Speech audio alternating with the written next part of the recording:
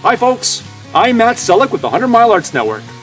Today on Art to Heart, we meet with self-taught metal sculptor and artist Peter MacKenzie Hammond. He's a man of many talents, but his passion for creating beauty from other people's scrap metal is what keeps him busy these days. From his workshop in Masham, he stops just long enough to tell us all about it. All right. Hey, man. Hey! Thanks for having us here in your makeshift studio. Yeah. Tell me, man, what are you getting up to here these days?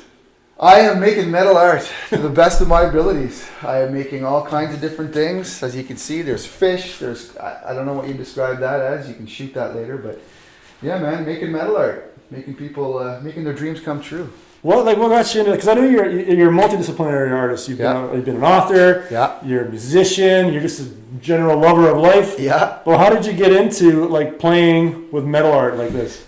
There's this guy named Brian Mock, and he's a wicked sculptor. He's a wicked artist, and I saw something probably on Facebook, and I said I'd really like to try that. Just like everything else in my life, I'd like to try that. So I bought a welder, and then I didn't touch it for 4 years.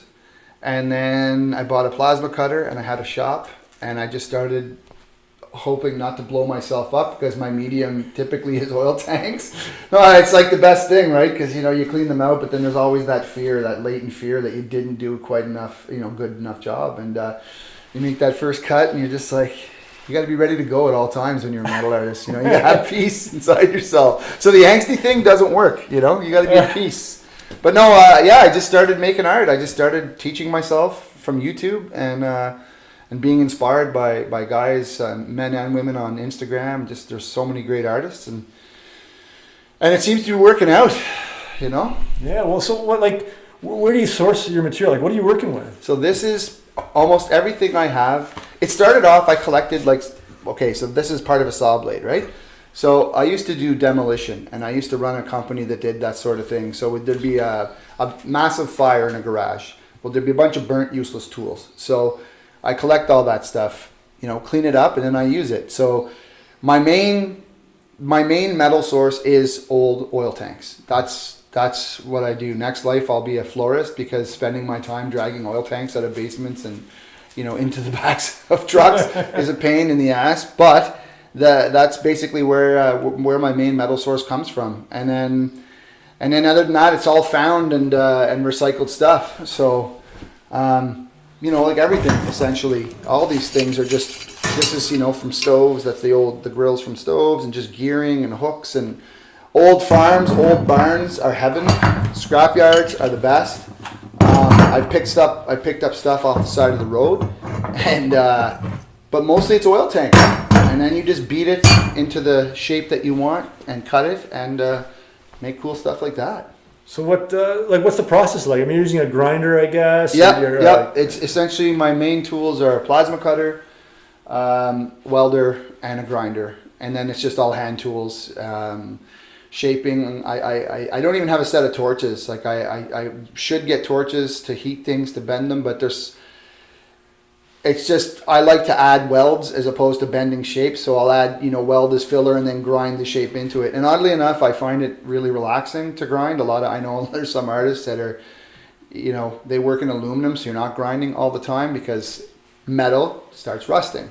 So, but yeah, I just pretty much plasma cutter, welder, and grinder, and away we go. And hopefully something cool comes out of it, Well, so what's your process like? If you start with a guy like this, do you have a vision in mind? No, never. I never do. I think I want to make something, I want to make a butterfly, right? The first thing I actually made was a butterfly.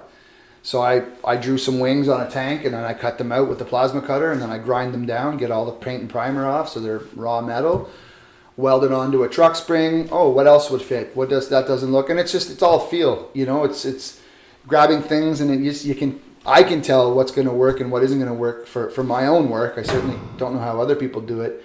But, you make something like this, right? Like there's an example of a wing. So I'd weld this onto, a smaller either, spring from a car. And I've made them as big as 6 feet using, tandem springs, dump truck springs. So do I have a plan? No. The plan for this is I want to make a fish and I want to use stuff from my scrap pile. So that's what I did. The only thing I really planned was the frame inside, which is, a small steel frame I welded together. And then I just started layering on layers of this thin steel. And then I thought, maybe it was starting to look like it was a samurai helmet. So I kind of left elements of that in there. And it's fun, it's play. And then people give me money for having fun and cutting myself to death, Best case scenario. Yeah. So it's actually a process of discovery too while you're doing it. You're like, something's coming. Yeah. Yeah. I'm a professional because it's the only thing I really do for money these days, but I'm not a professional by any means. Right. Listen, I have the white belt mentality in everything I do. You're always learning. If you're learning, you're excited. If you're excited, you're paying attention. You get bored or you think you're better than you are, you're going to lose that edge, and you're going to lose your creativity, I think. It happens to a lot of creatives. They get really, really good or really, really popular. And maybe sometimes a little bit of that hunger goes away, a little bit of that fire goes away, and you don't put as much time in as you should. But I love it. I love creating. I love taking stuff that was going to the dump and making something cool and people being into it and being able to make a living that way, And like what, it's a bit of a difficult question to answer, but what inspires you to like, where's your inspiration coming from? Honestly, man, coming up with something like this fish. I'm not a religious person, but my ritual is this. I come into the shop, I say hi to the shop. In a British accent. I'm not going to do it because it's weird, but I come in and I say, hello, shoppy. And I don't know why that started, but it just started. And then I say hi to the tools and I say, all right, universe, let's go. And I know that's like so cliche, but it's the truth. I just say, what are we doing today? Unless someone says, can you make me this? Okay, well, I'm working on that, but it just happens. And sometimes it's the material I have, or I see a shape in something and I'm like, okay, cool, that could be this. The elephant that's on the cafe, 1870, that came because I looked at the side of an oil tank and realized that I saw an elephant ear. And I'm like, okay, because I try and use every bit of the tank, right? So I saw an elephant ear, and then I noticed the top was the right shape, and then we looked at it. I saw it, so I started bringing it out. And then I had a giant elephant head, it's just... They're all happy accidents. It's a pretty cool elephant head too, I might add. Yeah, no, it's awesome. I like it, but yeah, that's the process. There is no process. Yeah. Just show up, man. That's beautiful. Show up, bang it out. That's wonderful. Yeah. Yeah.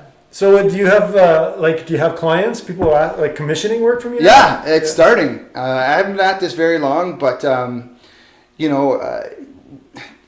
put stuff on Facebook and people get interested. So.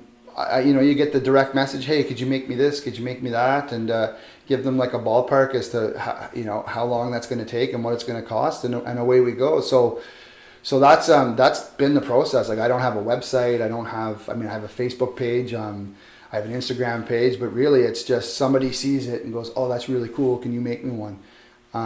So I got to make an anglerfish, and I got to make some dragonflies and some crows and I have no idea how I'm going to do that. I'm just going to do it, and it's going to turn out well, or I'll make another one. So that's just the way it goes. But yeah, people if they want to hire me to do something, let's go. What where do you want to go from here? Like what's moving forward? What do you? I just want to get better and better at it. I do want to go bigger. I want to get into like outdoor installation stuff. Like I would love to make. I just like to make bigger pieces, just because it's more of a challenge, and I would like the challenge of doing that, But really, just keep making art that's interesting and keep making people happy with it. And other than that, don't blow myself up when I'm cutting oil tanks. Like that's the plan, man. It's a good plan. Yeah, you know, stay alive. That's the first one. You know, and make something cool. Cool, man. Yeah. Hey, thanks so much. Thank you, brother. Yeah. Appreciate it. We'll see more of you. I hope so.